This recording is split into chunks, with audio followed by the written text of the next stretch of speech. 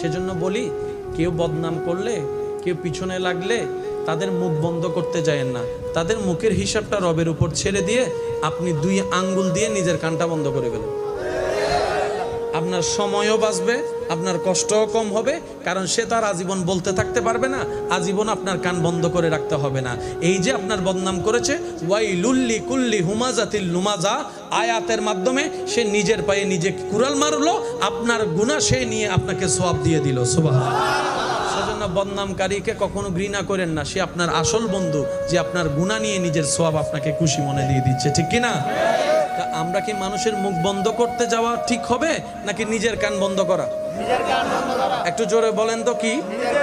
কারণ নিজের কান বন্ধ করলে নিজের একটা স্বাধীনতা আছে না নাই?